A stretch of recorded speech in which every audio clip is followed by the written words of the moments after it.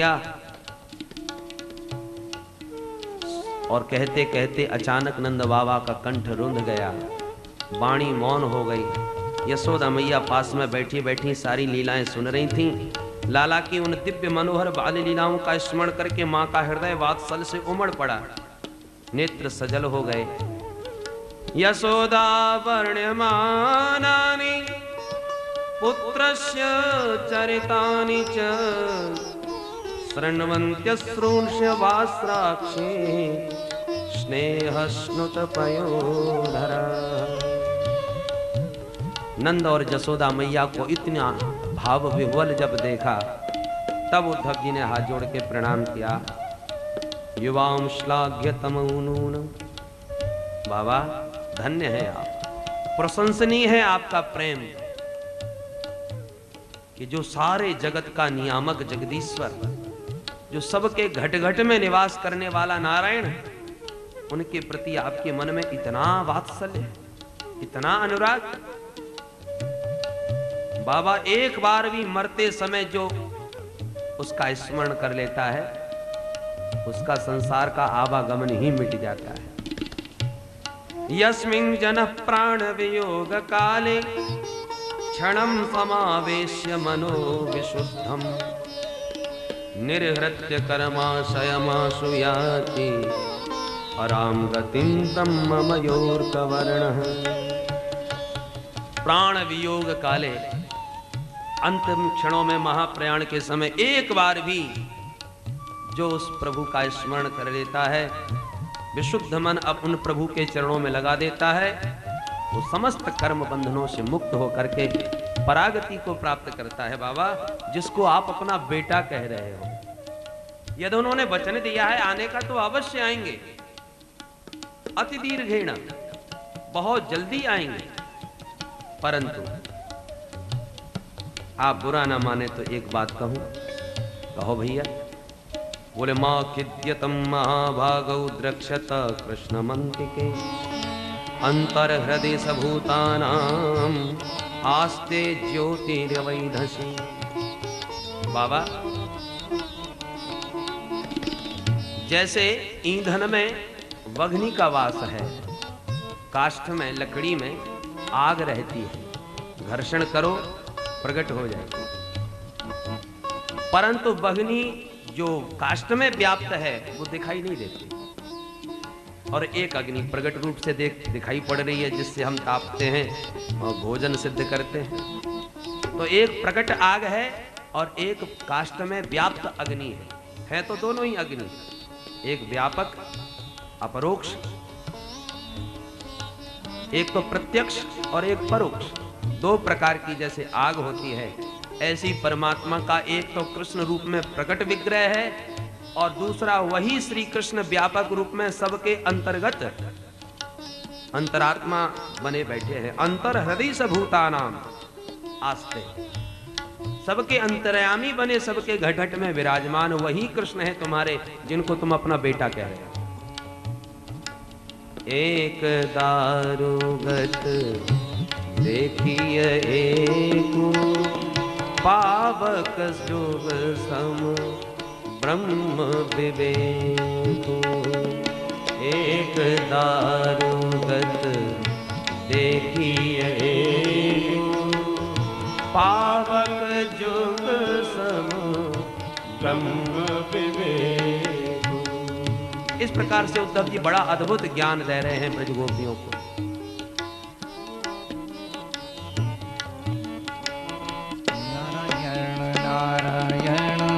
बोल स्वामी जी महाराज की।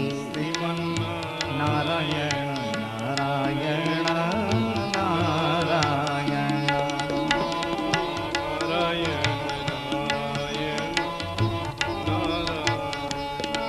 लक्ष्मी नारायण नारायण नारायण लक्ष्मी नारायण नारायण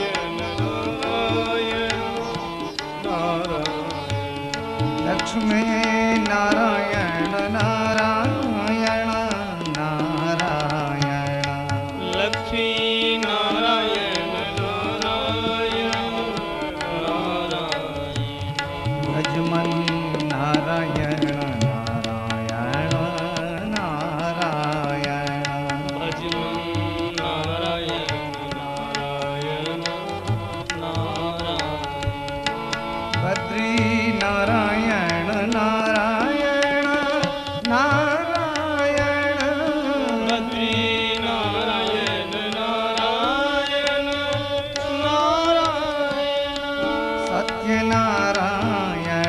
नारायण नारायण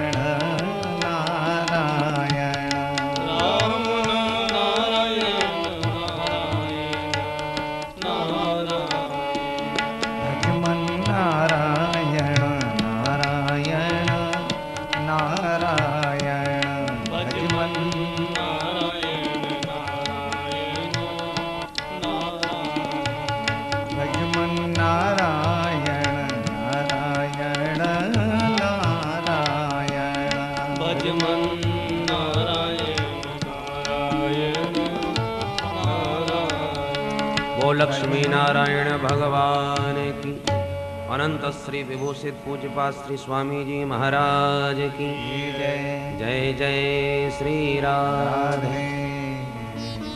उद्धव जी महाराज नंद बाबा को जसोदा मैया को विविध भांत समझाने का प्रयास कर रहे हैं। बाबा जैसे अग्नि दारुगत और प्रकट रूप से दो रूपों में दिखती है, ऐसे ही एक दारुगत देखिए एकू पावक जुग सम ब्रह्म विवेक अंतर हृदय भूतानाम आस्ते ज्योति रेवई धसी। ऐसे ही श्री कृष्ण प्रगट और घट घट में सबके अंतर्यामी बने भी विराजमान है। उनका कोई माता पिता नहीं, वो जन्म मरण से परे है। न माता न पिता तस्य न भार्या न सुतादयः नात्मीयो न परश्चापि न देहो जन्म एव च। वो तो अजन्मा है, निर्गुण निराकार निर्विकार है। लीला सिद्धि के लिए, धर्म की स्थापना करने के लिए, संतों का कल्याण करने के लिए विग्रह धारण कर लेते हैं। क्रीडार्थ सोपि साधु नाम परित्राणाय कल्पते। वस्तुतः वो तो अजन्मा है। बाबा आज तक जो आपने देखा सुना, जो हो रहा है, जो हो चुका, जो होगा, वो सब कुछ परमात्मा से भिन्न कहीं नहीं। सब परमात्मा स्वरूप ही है। छोटा से छोटा और बड़ा से बड़ा सब परमात्मा का ही तो रूप है।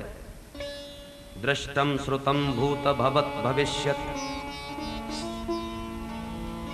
जो भी कुछ है, जो दृष्टिगोचर हो रहा है, और स्थानुश्चरिष्णुर महत अल्पकम च, बड़ा छोटा सारा जगत दृष्टिगोचर जो भी कुछ है वो सब ब्रह्म से भिन्न कुछ नहीं। सर्वम खल्मिदम ब्रह्म बिना च्युतात् वस्तु तराम न वाच्यम सएव सर्वम परमार्थ भूतः। वही सर्वव्यापक श्री हरि नारायण ही हैं, उनसे भिन्न कुछ नहीं। परंतु स्थिति कुछ ऐसी हो रही है। उद्धव जी बिल्कुल ठीक कह रहे हैं, परंतु नंद बाबा और यशोदा मैया जिसने अंगुली पकड़ के उसे चलाया हो, पालने में झुलाया हो, आंगन में खिलाया हो, वो उस कृष्ण को निर्गुण निराकार व्यापक सबके बीच में मान के कैसे संतुष्टि पाले। किसी प्यासे ने पानी मांगा, प्राण निकल रहे, भैया एक पानी मिलेगा, और देने वाला पानी के स्थान पर पानी का ज्ञान दे। अरे पानी कहाँ नहीं है, जहाँ खोदो वहीं पानी, सारी धरती पानी में ही है, आकाश के मेघों में पानी। अरे तुम्हारे भीतर भी पानी, पंच तत्व का ही तो शरीर है, पृथ्वी जल तेज वायु आकाश, तो जल तुम्हारे भीतर भी है। तो तुम उसे मांग रहे हो जो तुम्हारे भीतर है, चारों तरफ व्याप्त है। तो कहने वाला गलत तो नहीं कह रहा, ठीक ही कह रहा है। सचमुच जल हमारे भीतर है, जल सर्वत्र है, पर क्या इस जल के ज्ञान से प्यास बुझ जाएगी? प्यासा कहेगा भैया मुझे पानी का ज्ञान मत दो, मुझे पानी दो। प्यास तो तब बुझे। आपकी गाड़ी का पहिया से हवा निकल जाए और आप पूछो भैया हवा कहाँ मिलेगी, और कहने वाला कहे हवा कहाँ नहीं, चारों तरफ हवा ही हवा है, पर उससे गाड़ी तो नहीं चल जाएगी। उद्धव जी ठीक कह रहे हैं, कि सर्वव्यापक है वह परमात्मा, परंतु काष्ठगत बघनी से शीत तो दूर नहीं होगा। जब तक तापने को न मिले प्रकट हो के अग्नि, तब तक कार्य सिद्धि तो न हो। माचिस में आग तो है, पर जब तक वो घर्षण से प्रकट न हो, हमारे किस मतलब की। तो उद्धव जी कहते हैं कि परमात्मा सर्वव्यापक है, घट घट में है, ठीक है, सर्वत्र उससे भिन्न कुछ भी नहीं। पर नंद जसोदा जिन्होंने साकार विग्रह इस प्रकार से खिलाया है गोदी में, उनकी तृप्ति कैसे हो जाए। अखियां हरि दर्शन की प्यासी, देखो चहत कमल नयनों को, निस दिन रहत उदासी। जिनके नेत्रों में कृष्ण दर्शन की पिपासा है, वो केवल व्यापकता के ज्ञान से वो आंखों की प्यास बुझने वाली नहीं है। नेत्रों में तो रूप की प्यास है, जो रूप दर्शन से ही बुझे। एवं निशासा ब्रुवतोर्व्यतीता नंदस्य कृष्णानुचरस्य राजन। सारी रात उद्धव जी की नंद बाबा के साथ इसी प्रकार से चर्चा करते हुए व्यतीत हुई। प्रातः काल हुआ, यमुना स्नान करने के लिए उद्धव जी गए और अचानक जिन गोपियों ने गोदोहन प्रारंभ किया, गोदोहन की ध्वनि से दिशाएं गुंजायमान हो उठी। ब्रजांगनानां दिवमस्पृशध्वनिः।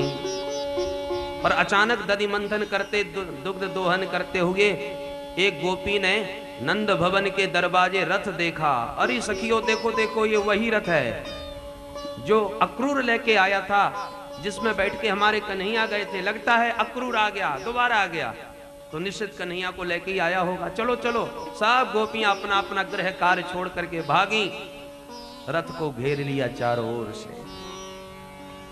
एक बोली, बहन क्या सचमुच कृष्ण आए होते तो अब तक हमें पता न चलता। कृष्ण नहीं आए। दूसरी बोली, यदि कृष्ण नहीं आए तो ये रथ क्यों आया? फिर अक्रूर रथ लेके क्यों आता हमारे पास?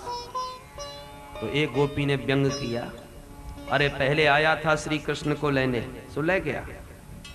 हमने सुना है सखी, कृष्ण ने कंस को मार डाला, अब उसका स्वामी कंस मर गया है, संभवतः हमको लेने आया हो अपने मरे स्वामी को पिंडदान दिलवाने के लिए। अरे हमें ले जाके क्या पिंडदान करवाएगा? अक्रूरः आगतः किं वा यः कंसस्यार्थ साधकः येन नीतो मधुपुरीं कृष्ण कमललोचन। इस प्रकार से गोपियां चर्चा करने लगे। भर्तु प्रेतस्य निष्कृतिं, हमारे द्वारा क्या अपने स्वामी का प्रेत कर्म करवाएगा? आपस में गोपियां वार्तालाप कर रही हैं। सखी कुछ भी हो, आज बढ़िया समाचार कुछ न कुछ तो मिलेगा ही। कोई कहती है मैंने आज स्वप्न देखा, बड़ा सुंदर प्रभु का दर्शन हुआ, मेरे यहाँ माखन मिश्री चुराने के लिए आ रहे थे, पर ऐन मौके पे मेरी नींद भंग हो गई।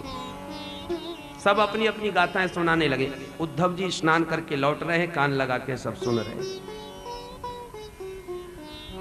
राधा रानी कहती हैं, मेरी तो स्थिति यह है सखी कि तुम जागृतन में न सही, स्वप्न में तो देख लेती हो, पर मेरी तो जब से मथुरा गए हैं कृष्ण, नींद भी उनके साथ चली गई। जब निद्रा नहीं तो स्वप्न नहीं, स्वप्न नहीं तो दर्शन कैसा? अचानक गोपियों की दृष्टि उद्धव पर पड़ी। अरे कुतश्च कस्याश्च्युत वेशभूषण, बिल्कुल हमारे कन्हैया जैसा सांवला मोर मुकुट वाला पीतांबरधारी, ये कौन है? दौड़ पड़ी सब गोपियां, घेर लिया उद्धव जी को। जब उद्धव जी ने परिचय दिया, मैं कृष्ण सखा उद्धव तुम्हारे लिए संदेशा लेके आया हूं, बस इतना सुनना भर था कि गोपियों ने हजारों प्रश्न कर दिए। हमारे लिए क्या कहा, हमारे बारे में क्या कहा, अनेक प्रश्न कर डाले। और अचानक कृष्ण स्मरण होते ही बोलना प्रारंभ किया और ऐसी खरी खरी सुनानी प्रारंभ कर दी उद्धव जी के माध्यम से श्री कृष्ण को। प्रेमियों की भाषा विचित्र। अहेरिव गति प्रेमणः स्वभाव कुटिला भवेत्। प्रेम की गति सर्प की तरह होती है। सर्प जब चले तो पता नहीं चलता किधर जाएगा, उसकी बड़ी टेढ़ी चाल होती है, घूम घूम के चलता है। प्रेमी भी जब बोलता है तो समझ नहीं आता कि ये निंदा कर रहा है या स्तुति कर रहा है। उसकी भाषा भी विचित्र है। वो कपटी कहेगा और न जाने क्या क्या कहे, परंतु ये निंदा के शब्द हैं और वस्तुतः हृदय में परम प्रेमानुराग भरा हुआ है। एक गोपी बोली, सखी जाने दो, वो कृष्ण अब भला हमसे मिलने ब्रज में क्यों आएगा? कम से कम उसने अपने सखा को हमारी कुशलता पूछने के लिए भेज दिया, यही बहुत है। उसे कहां समय रहा? वो तो मथुरा के महलों में यदुपति बन के निवास कर रहा होगा। अरे उसने तो ब्रज को ऐसे छोड़ दिया सखी, जैसे जंगल में आग लगने पर सारे वनचर भाग जाते हैं उसे जलने के लिए छोड़कर। जैसे फल रहित वृक्ष को पक्षी त्याग देते हैं, जैसे भोजन करके अतिथि घर को छोड़ के चला जाता है, जैसे अध्ययन करके शिष्य गुरु जी को प्रणाम करके चला जाता है, जैसे दक्षिणालय के ब्राह्मण यजमान को नमस्कार करके चले जाते हैं, जैसे धनहीन पुरुष को वैश्या त्याग देती है, जैसे पुष्प पराग लेके भ्रमर उड़ जाता है, सैकड़ों उद्धरण दे डाले, उसी प्रकार से अब ब्रज में कृष्ण के लिए बचा ही क्या है? खगावीत फलम वृक्षम भुक्त्वा चातिथयो गृहम दग्धम मृगा तथारण्यम जारो भुक्त्वा रताम स्त्रियम। इस प्रकार से खूब खरी खरी सुनाए जा रही हैं गोपियां। इतने में कहीं से भ्रमर गुंजार करता हुआ रासेश्वरी के चरण कमलों की ओर बढ़ा। ब्रज गोपियों को लगा ये भी कोई भेजा हुआ दूत है। उसमें भी गोविंद का दूत दृष्टिगोचर हुआ। बस गोपियों ने उस भौरे के माध्यम से भी सुनाना प्रारंभ किया, गीत गाया। इसी को कहते हैं भ्रमर गीत। ए भौरे, क्या तू भी उस कपटी का दूत है? क्योंकि तेरे सारे लक्षण उसी जैसे मालूम पड़ते हैं। तू भी काला, वो भी काला। तू भी निर्मोही, वो भी निर्मोही। मदुपकितव बंधो मास प्रशांग्रीं सपत्न्या कुछ विलुलित माला कुंकुमसमश्रुभेरिणः बहतु मधुपतिस्तन्मानिनीनां प्रसादं यदु सदस्य विडम्ब्यं यस्य दूतस्त्वमीदृक्। मधुप कितव बंधो, उसी कितव कपटी कृष्ण का ही बंधु है। मास प्रशांग्रीं, हमारा स्पर्श मत करना, हमारे चरण को मत छू, क्योंकि तू भी कपटी है। हमें तो आश्चर्य होता है कि लक्ष्मी जी उसके साथ कैसे टिकती होंगी, क्योंकि वो भी चंचला और ये भी चंचल। हमें लगता है हमारी तरह लक्ष्मी जी को भी अपनी मधुर वाक जाल में फंसा लिया होगा। ऐसी मधुर मीठी मीठी वाणी बोलते हैं कि बस कोई भी इनकी वाणी पर मुग्ध हो जाए। हमारी तरह लक्ष्मी को भी पागल बनाया होगा। हे छह पैर वाले, ये गुनगुना के उसके गीत हमको क्या सुना रहा है? हम तो उसके एक एक भाव को समझते हैं, उसके सारे रहस्य जानती हैं। तुझे सुनाना है तो ये गीत मथुरा वासियों को जाके सुना, वो अभी नहीं जानते उसको, हम तो सब तरह से जानती हैं। तू हमें क्या सुनाएगा उसके बारे में? अच्छा अच्छा, तो तू हमें मनाने के लिए लेने आया है? अरे तेरे कहने से हम चली भी जाएं तो तू हमें रखेगा कहाँ? 24 घंटे तो उसके हृदय पर श्री का निवास है। हमारे लिए स्थान ही कहाँ है जो तू हमको लेने आया है? वो हमारी याद करते हैं। अब देखो भौरा गुंजार किए जा रहा है और गोपियों को उसके प्रत्येक ध्वनि में अपने भाव दृष्टिगोचर होते हैं, अपने मन में कल्पना करती, ऐसा बोल रहा है हमसे। एक गोपी बोली, सखी ये कह रहा है कि नहीं नहीं, हमारे प्रभु तो तुम्हारा बहुत स्मरण करते हैं। गोपियां कहती हैं, क्यों पागल बनाता है? वो बंसी बजा करके रिझाता तो गुनगुना के हमको तू रिझा रहा है। देख, संसार में तीनों लोकों में ऐसी कौन स्त्री है जो उनकी दिव्य मुस्कान पर मुग्ध न हो जाए? तो भला मथुरा में जाके अब हमें भला क्यों स्मरण करेंगे? ये तेरी चाटुकारिता में हम फंसने वाली नहीं, तेरी बातों में आने वाली नहीं, क्योंकि हमें अच्छी तरह अब विश्वास हो चुका है काले सब कपटी होते हैं। तू भी काला है। असित सख्य ही अलम, कालों की मित्रता बहुत हमने करके देखी। एक जन्म का नहीं, जन्म जन्मांतर का कपटी है। भंवरा गुनगुनाया। एक गोपी बोली हमसे पूछना चाहता है कि जन्म जन्मांतर का कपटी है, तुम्हें कैसे पता है? क्या पूरे जन्म का हिसाब रखती हो? गोपियों ने कहा हाँ हाँ सब मालूम है। क्या तुझे नहीं मालूम? देखो ना, बाली और सुग्रीव भाई भाई थे, भाइयों में झगड़ा भी हो ही जाता है घर में। तो जब उन दोनों भाइयों में झगड़ा हुआ तो सुग्रीव को सखा बना लिया और बाली को धोखे से छुप के मार डाला। क्या ये कपट नहीं किया? दूसरी बोली जाने दे इस बंदर की बात, मैं तो कहती हूं स्त्रियों के साथ तो हमेशा विश्वासघात किया। देखो ना बेचारी सूपनखा कितनी सज धज करके इनके सन्मुख प्रणय निवेदन करने लगी और बदले में उस बेचारी के नाक कान काट दिए। ऐसा किया जाता है प्रेमियों के साथ व्यवहार। एक बोली जाने दो सूपनखा की बात, देखो ना बेचारा बलि कितना भोला भाला सीधा सच्चा पहुंच गया बौना बन के, महाराज 3 चरण भूमि का दान कर दो। और जब नापने का नंबर आया फिर देखो इनके हाथ पैर कितने लंबे चौड़े हो गए, बेचारे का सर्वस्व लूट लिया। आप किसी दुकानदार से सौदा पक्का करो, भैया हमें ये कपड़ा चाहिए, क्या हिसाब मिलेगा? बोले 50 रुपया मीटर। सौदा पक्का? बोले बिल्कुल पक्का। अब आप लंबा चौड़ा मीटर निकाल के कहो हम अपने मीटर से ही नापेंगे, तो कोई तैयार हो जाएगा? तुम्हें अपने इस मीटर से नापना था तो पहले मीटर तो दिखा देते, बाद में सौदा करते। सौदा पहले पक्का हुआ, मीटर बाद में निकाल के दिखाए। इसने ऐसा ही किया था बहन। ऐसे कपटी की तो चर्चा ही नहीं करना चाहिए। मृगयोरेव कपीन्द्रम बिभ्यते लुब्ध धर्मा स्त्रियम कृत विरूपाम स्त्रीजितः कामयाना बलिमपि बलिमत्वा वेष्टयध्वांशवद्यस् तदलमसित सख्यैर्दुस्तजस्तत्कथार्थः। भंवरा गुनगुनाता हुआ बोला यदि मेरे स्वामी को तुम इतना कपटी समझती हो तो क्यों चर्चा करती हो? मत करो मेरे स्वामी की बात। एक गोपी बोली बस यही हम में कमी है, हम जानती है कि वो कपटी है, परंतु फिर भी क्या करें, उसकी चर्चा किए बिना चैन भी तो नहीं पड़ता। जब तक उसका प्रसंग न चले हमारे चित्त को विश्रांति भी तो नहीं मिलती। जबकि हमें यह भी मालूम है कि जिसने उसकी कथा सुनी वो बर्बाद ही हुआ। ये जितने भी भिक्षुक हैं ना सखी, ये सब इस कृष्ण की कथा के कारण ही बने हैं। क्योंकि एक बार भी जिसने अपने कर्णपुटों से कृष्ण कथा का पान कर लिया उसके सारे द्वंद्व धर्म समाप्त हो जाते हैं, संसार में उसका चित्त लगता नहीं। और विहंग की तरह, पक्षी की तरह, जैसे पक्षी दर दर से एक एक दाना चूं करके पेट भरता है, ऐसे वो बेचारा भी भिक्षुक बन के घर घर से भिक्षा मांग के पेट भरता है। यदनुचरित नीला कर्ण पीयूष विप्रुट सकरदन विदूत द्वंद्व धर्मा विनष्टा सपति गृह कुटुंबम दीन मुत्रज्य दीना बहव एव विहंगा भिक्षुचर्यां चरन्ति। भंवरा गुनगुनाता दूर उड़ गया। गोपियां बोली अरे राम राम, ये तो नाराज हो गया। अब ये जाकर के श्री कृष्ण से हमारी शिकायत करेगा तो प्रभु को कितना कष्ट होगा कि लो मेरे बारे में कैसी कैसी बातें करती हैं।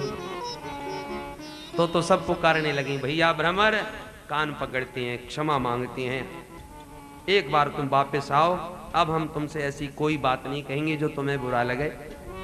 प्रिय सख पुनरागा प्रेयसा प्रेषितः किम, वो हमारा स्मरण करते हैं। और यदि स्मरण करते हैं तो क्या कहते हैं? मधुपुरी में आर्यपुत्र कुशल से रहते होंगे, हम अपने माता पिता देवकी अपने नंद जसोदा को कभी याद करते हैं? कभी कभी हम किंकरियों का भी स्मरण करते हैं कि नहीं? अनेक कुशलक्षेम पूछने लगी और उद्धव जी महाराज खड़े खड़े ये सारी बातें सुन रहे हैं और मन ही मन सोच रहे हैं कि ओ हो, जिनको मैं अब तक गंवार ग्वालिनियां समझता रहा, ये गोपियां तो सचमुच भगवान को तत्वतः जानती हैं। अन्यथा जो राम है वही कृष्ण है, जो वामन है वही कृष्ण है, इनको कैसे पता? ये तत्वतः श्री प्रभु के स्वरूप को जानती हैं। तुरंत उद्धव जी ने गोपियों को प्रणाम किया। अहो यूयस्म पूर्णार्थ भवत्यो लोक पूजिता वासुदेवे भगवती यासामित्यर्पितं मनः। देवियों तुम धन्य हो। बड़े बड़े योगींद्र मुनींद्र महात्मा निरंतर अभ्यास करके भी जिनके चरणों में अपने चित्त को नहीं लगा पाते, उन भगवान वासुदेव में तुम्हारा मन इस प्रकार से समर्पित, एक पल को भी सोते जागते उनका विस्मरण तुमसे नहीं होता, कितनी बड़भागिनी हो। अरे जितने भी साधन हैं, दानव व्रत तपो होम जप स्वाध्याय संयमई श्रेयोभिर्विविधैश्चान्यै कृष्णे भक्तिर्हि साध्यते। दान व्रत स्वाध्याय संयम आदि इन सब के द्वारा भगवत भक्ति की ही प्राप्ति होती है। और वो भगवत भक्ति आपके जीवन में इस प्रकार से आत्मसात है। आज पहली बार ऐसा लगता है कि भक्ति के बिना जीवन कितना अधूरा है। सर्वस्व प्राप्त हुआ जीवन में, पर भगवत भक्ति नहीं मिली तो जीवन किस प्रकार। गोस्वामी जी बड़ी सुंदर उपमा देते हैं। बुद्धि बड़ी चतुराई बड़ी और सुंदरता तन में प्रगटी है, मान बड़ो धन धाम बड़ो यश कीर्ति हो जग में प्रगटी है। झूमत द्वार गजेंद्र हजार सो इंद्र से कछु नाहे घटी है। और इतना सब ऐश्वर्य जिसको प्राप्त हो पर भक्ति नहीं तो तुलसी जगदीश की भक्ति बिना जैसे सुंदर नारी की नाक कटी है। बोलो जय श्री कृष्ण। अनेक अलंकारों से अलंकृत कोई सुंदरी